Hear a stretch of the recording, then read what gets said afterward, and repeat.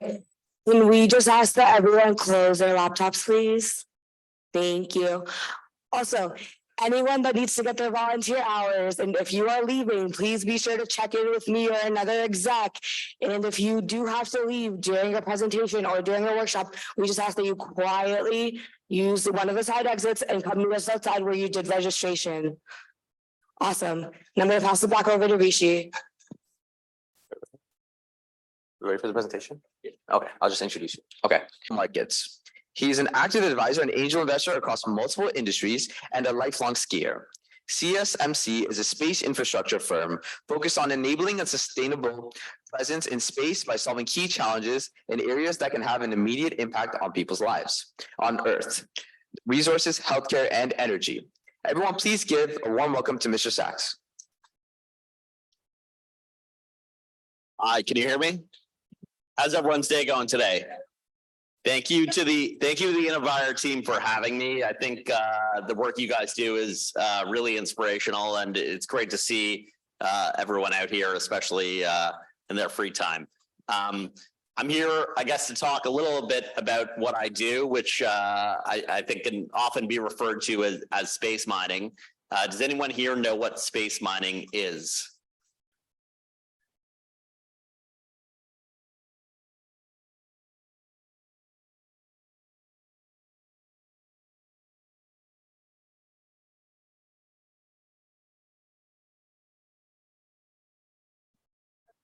There's the mining instrument. So when it touches the asteroid, like when there's a medium lander, there's a medium lander, when it touches the asteroid's surface, it needs to get its mining instrument to mine the asteroid. That's definitely a good answer. Mining asteroids and utilizing mining equipment. Does anyone else have an answer? In the back.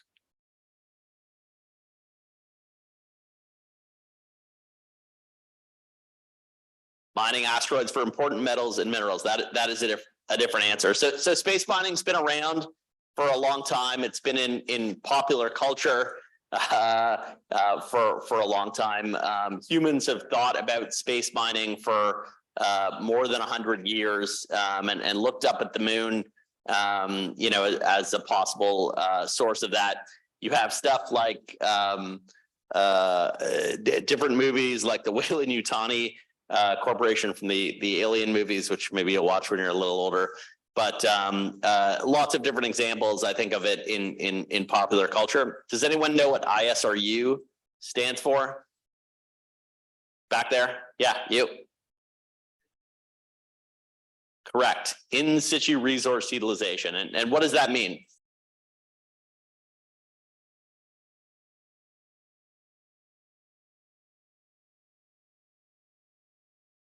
A 100% correct. So utilizing the resources in their place where they are, rather than bringing those resources with you. So I liken it kind of to campcraft, like when you're going camping, to utilizing the resources to either build somewhere to sleep or function in your camp. It's like doing that, but on Mars or on the moon. So that is another definition of space mining. Space mining is really in situ resource utilization. It's utilizing the resources where you are. And so what problems does space mining solve? So the biggest problem is right now we burn most of the fuel, most of the propellant getting to space. So we burn 90 to 98% of the propellant getting to low Earth orbit. By the time we've gotten to low Earth orbit, we have run out of fuel. We have enough fuel to do a re-entry burn. And so humanity is somewhat limited in exploring deep space with human space travel. So in order to go off and explore deeper into the solar system, we're going to have to learn to refuel in space. Because you burn up a lot of the fuel and it's inefficient to get up there, in order to refuel, bringing fuel up from Earth, you'd have to fly another 10 plus spacecraft up from Earth just to refuel a single one that's up there. Then satellite refueling is a big problem. It's a big problem for space garbage, for the pollution of our orbit. Satellites really weren't designed to be refuelable. That is a big problem. So it's about building a new supply chain in space of resources in space in order to make space more sustainable. The moon has a lot of these materials like oxygen, hydrogen, etc., which we can use to do these things. As we go off and explore the solar system and go to the moon and set up colonies on the moon and Mars, we have to learn to use the resources there. It helps us keep costs down, helps us sustain activities. We can't afford to keep bringing materials to these places. Does anyone know what the estimated cost per kilogram is to bring material to the moon? No? Anyone? Any guesses? Yeah, it's about $1 to $2 million a kilogram. So anything you can save and bring the cost down, even of producing it, even if you're producing water at $500,000 a kilogram, that's a huge cost saving in the lunar environment. Getting back to that example of spaceship refueling, here's just kind of look at that. That's using Starship. And so you have, one which launches and then all of the others required to refuel that Starship at various points in the journey between Earth and Mars. You're doing ISRU and creating propellant on Mars in order to get home, which is a really nice thing if you want to get home alive. There's other problems around energy demand. Do you know what the picture on the left is? Does anyone know what the picture on the left is?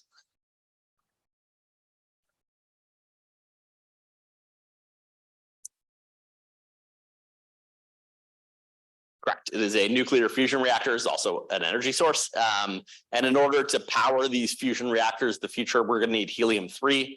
That helium-3 is not really abundant on Earth, and the moon is probably the most likely place to get it. And so a lot of people are looking at, and a lot of countries are looking at space mining as a way to power the next step in energy generation in order to help make the planet cleaner. Then there's asteroids, as you guys talked about, which have a lot of different things on them. Some asteroids like Psyche 16 Psyche have more precious metals in a single asteroid to an exponential degree than exist on our planet. And so you can find high concentrations of various things in different asteroids. And I think longer out in time, probably when you guys are adults, I think that will really be part of humanity's supply chain, certainly in space. So mining on the moon, that's what we're really focused on as a company at CSMC. The moon is a big place with a lot of different geographies, geologies, etc. We have found, humanity has found through multiple different approaches that there is water on the moon. Does anyone know where that water is on the moon? Where? South Pole. So, more accurately, in the permanently shadowed craters of the poles, both the North and South Pole, where the moon, those areas haven't seen the sun in billions of years, and the hydrogen's been deposited by the solar winds over time.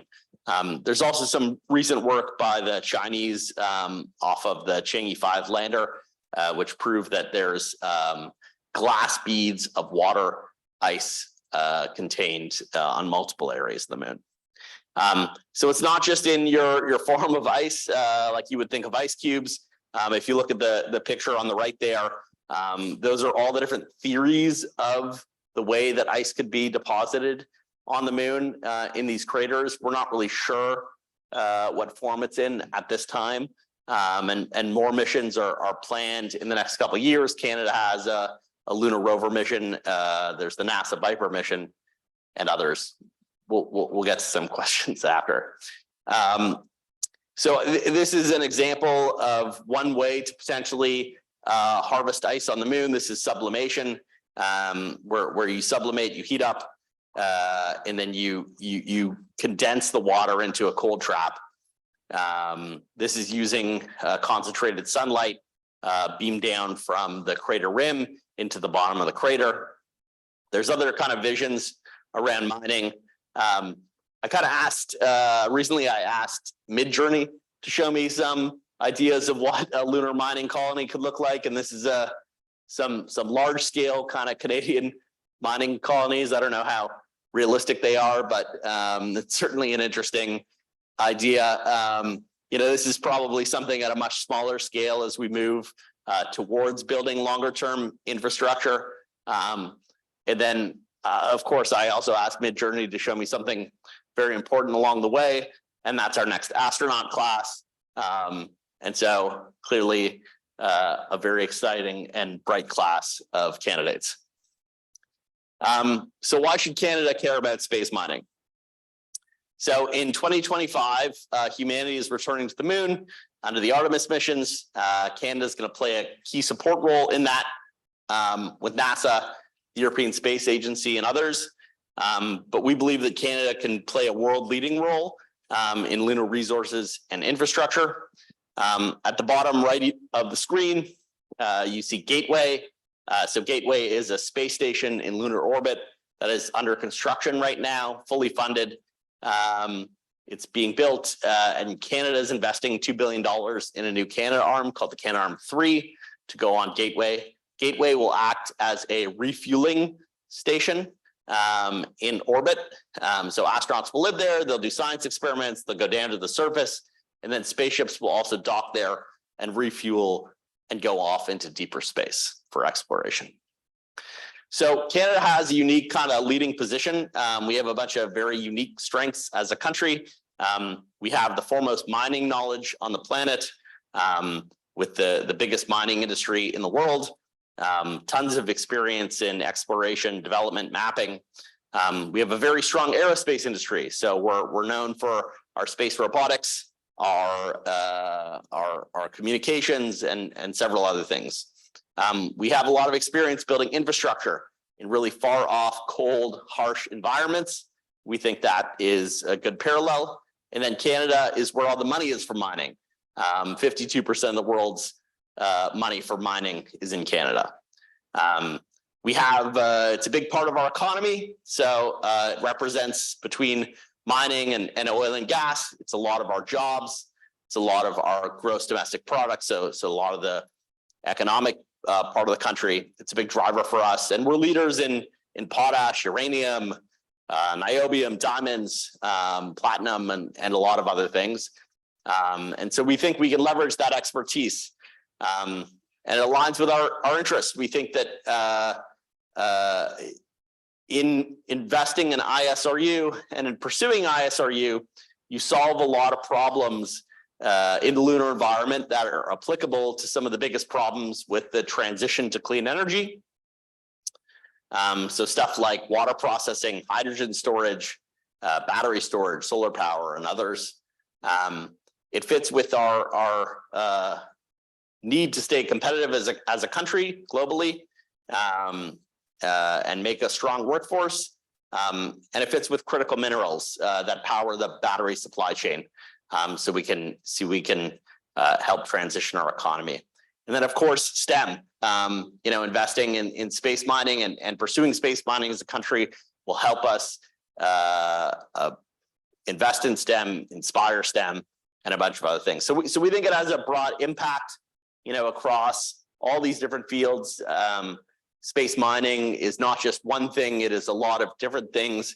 It requires robotics on the moon, communications, power, how you store energy, solving problems around storing hydrogen, which is a huge problem, 3D printing of material on the moon, and lots of other stuff. So we think Canada, is well suited to be the world leader. We're not the first to move on space mining, nor are we the only one. We think there's a huge opportunity there to move forward. This is just some economic facts around space mining. and the market sizing of it.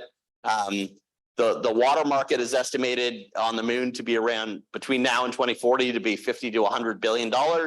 That's pretty big. There's going to be a value to the data out there, and then they think that a mining operation could be quite profitable on the moon. The value of the asteroid belt was once estimated to be $700 trillion. So there is a lot of money out there. So this is kind of a little bit of an overview of us as a company. So we are a space infrastructure company. We're really focused on developing technologies that solve long-term problems in space, but they address immediate challenges on Earth.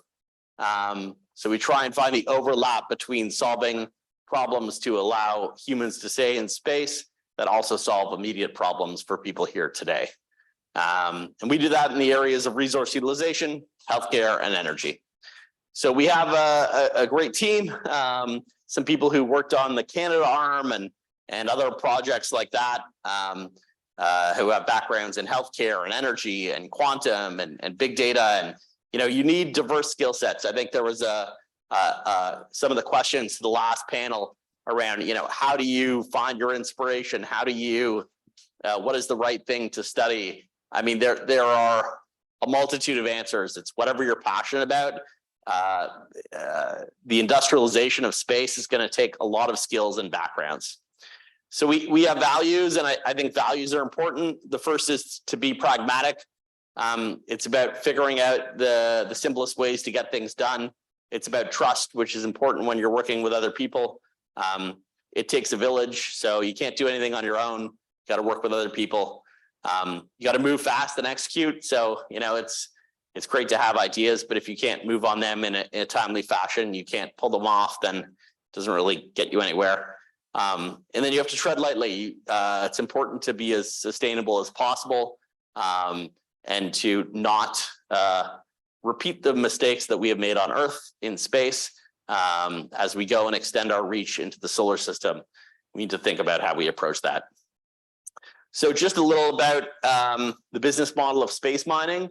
At one end, you have kind of prospecting. So you're going to planets like the moon. You're observing and sensing using remote sensing from orbit. You're trying to identify where the resources are, what resources are there, and quantify them and be able to plan out future missions. Then you're moving into kind of upstream, where you're moving dirt, you're moving regolith, the lunar dust, and then that's quite similar to civil engineering and lunar base building. And then in that midstream, you're processing and you're extracting regolith and dust, and you're turning that into finished products like oxygen, hydrogen, aluminum, titanium, and you may be 3D printing those to make spare parts in space, to build buildings, et cetera. And then downstream, really getting those products to market, whether that's Gateway, that's space station, whether it's the Artemis space, or low Earth orbit. That's ultimately where those things are going to be consumed. So, you know, as a company, we work with industry, we work with academic institutions, and we work with governments. I think there's another slide here that I'd like to show. Second. Hope this plays. So I'd like to share with you guys a video. I don't think it's been, is this sound on here? No. How do I get the sound on? Oh, that's technology design for space has a long history of benefiting life on Earth. Wait, let me just see if I can do the audio here. Maybe I can pull across to the here. Maybe it's sound here, I guess.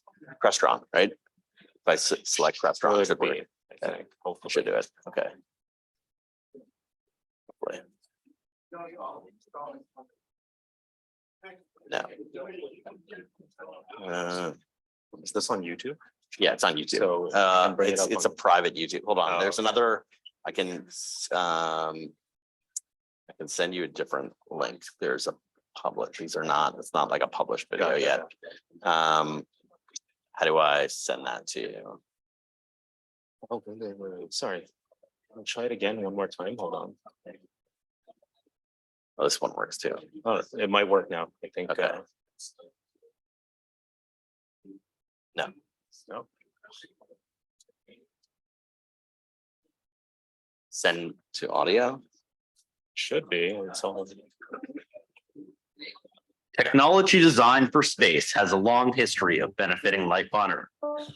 From the GPS that you use to find your way around to the Velcro on your kid's shoes, space technology has enriched the fabric of our everyday lives. But technology for space shouldn't just be for the future. It should help solve today's problems, like healthcare in the most remote parts of our country.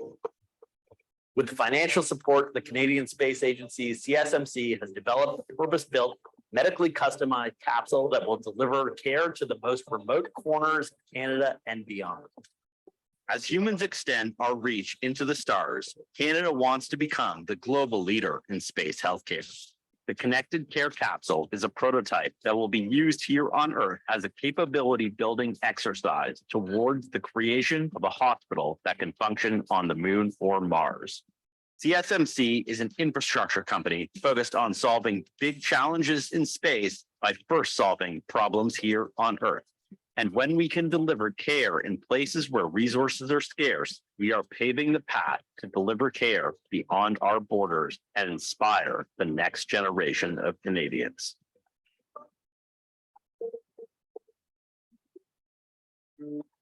So that's C3. That is a prototype space hospital that we created. We took that from idea to execution in 5 months. It is a early stage prototype for what a hospital would be like on the moon, and it can help people today in remote communities and different areas where there's huge gaps in infrastructure. That's was built in downtown Toronto. That's the end of my talk. I would love to take some questions if you guys have them. Maybe start. So, how are you gonna take this hospital? Like, are you gonna put it in a rocket or? So the first one is just a prototype. We're not taking that to the moon. We're taking that to the Canadian Space Agency where they're going to test it. And then we're planning on building a bunch of them in the Arctic where we can help people in Indigenous communities and remote communities who don't have access to healthcare. They have very dated facilities with low technology, and updating and renovating those facilities takes a very long time. So, and then we'll keep building prototypes towards getting to a space one, which may not happen for 10 years. Yeah, my educational background, I don't think I fall into the STEM category at all. I studied philosophy and economics in undergrad at Dalhousie in the East Coast, and then I did a master's degree in real estate at Cornell University in upstate New York.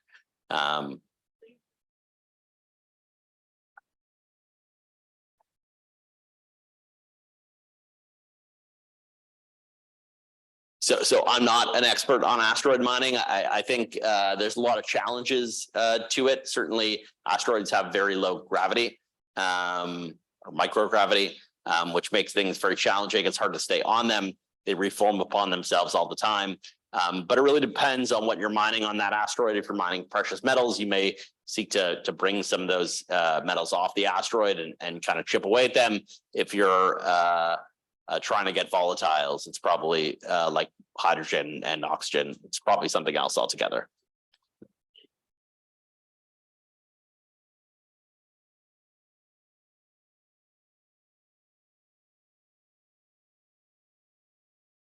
Could you guys be quiet for a second? Can you maybe say that a little louder?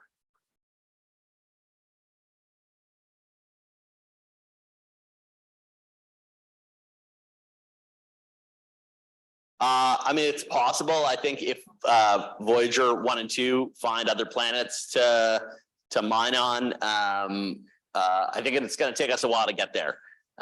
So Maybe in the future, I think it's more likely, first we'll figure out how to use resources on the moon, then on Mars. And then there's other places like Europa, Titan, et cetera, which may prove valuable, especially as we seek to extend our ability out there.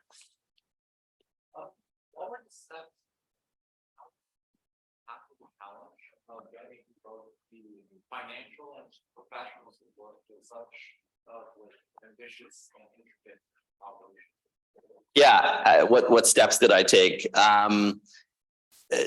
To be honest, I think like a lot of people, I started my business at the beginning of the pandemic. It wasn't my first business, so I'd been through it around. I've invested in a number of businesses. I think my friends joke that I went very quickly from making sourdough to starting a mission to the moon. And I wasn't quite sure how that I had the end goal. We found space mining being of strategic national importance to Canada. I learned about space mining, and then I found Canada's policy documents, the Mining and Metals Plan, which is Canada's main strategic mining document, that they had identified space mining as being of strategic national importance. And when I looked around, nobody was doing anything about it. So I wasn't qualified. I didn't really know much about it. I'd learned a little bit, but I just started calling people in my spare time. I found someone who was the former chief technologist at NASA. I called him. I found a girl on Twitter who was with the Canadian Space Agency and sent her a DM, and one thing led to the next. And then I found some people who'd been working in space for a very long time. And I think, like anything, it's building the story, building the thesis, right? Understanding where you see value in a market. And then building that trust and credibility around that vision. And, with the knowledge that like it's never right? You're always going to be wrong at multiple points along the way. I think, the key is to move forward, have enough confidence in your idea, but also be able to fact check yourself and understand that you've got to constantly readjust.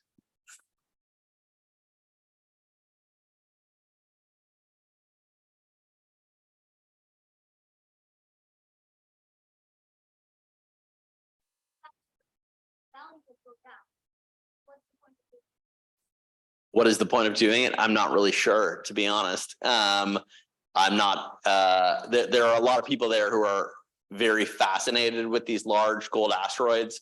I think at some point you have diminishing marginal returns on the value of that gold. There's obviously some great industrial uses to it, but again, how much? Yeah, so like it was lots of money in mining, but like by the time space mining becomes a proper thing as well, it's like mining in caves and stuff. The amount of money that would be spent plus the returns of the money invested.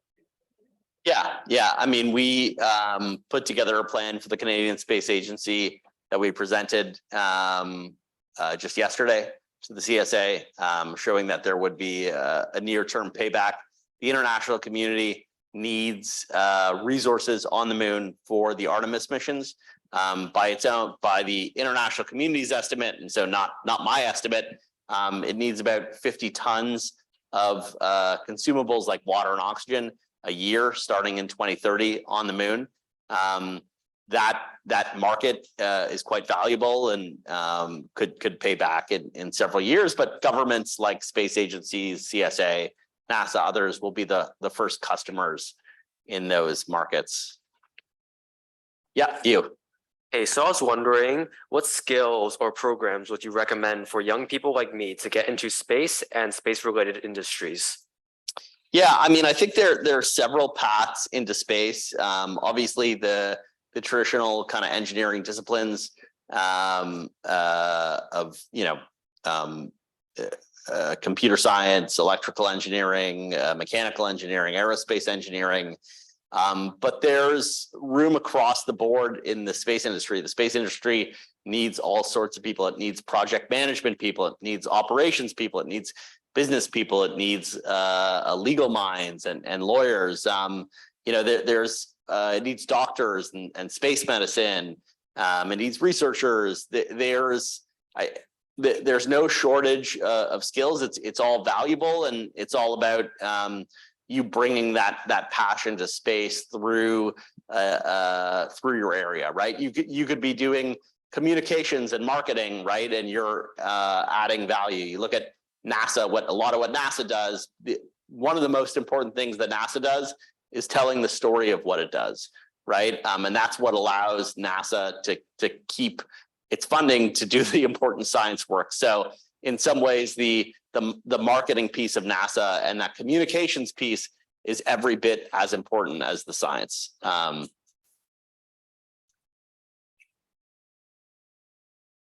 No, we're a private company. We're for profit. So then how do you guys make an How do we make a profit?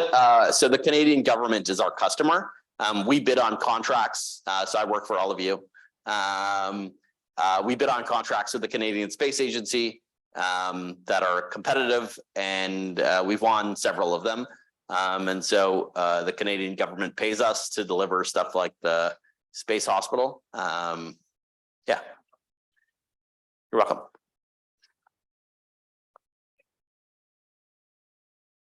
Who's the first person that founded space mining? That thought of it? I'm not actually sure. I think space mining has been talked about going back to the early science fiction writers.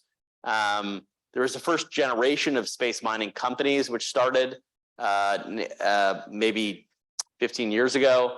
First one founded by Peter Diamandis, who's one of the kind of forefathers of private space flight. He helped create the X Prize, which ended up resulting in Virgin Orbit and SpaceX and a bunch of other things. But those companies were a little too early and weren't too successful.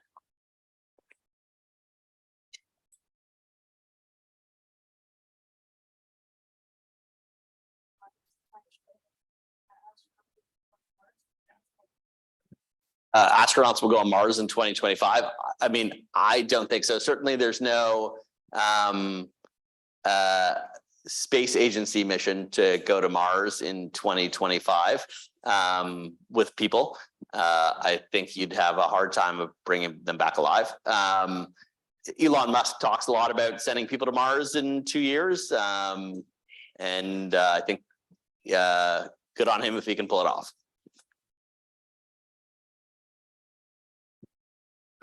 Can you say it a little louder? Yeah, so I think it's probably around 2029, 2030 in line with the needs of the international community. If we are going to pull off, there's all sorts of interdependent parts of the Artemis program.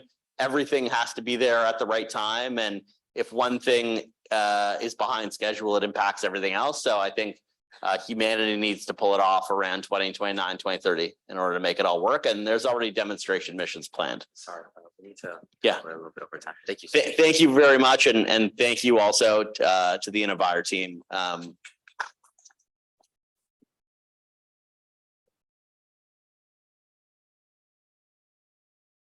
Thank you so much, Mr. Sachs. We have a gift for you from the Innovire team. Thank you. Thank you so much for your time today. We really appreciate it. Okay, everyone, before we work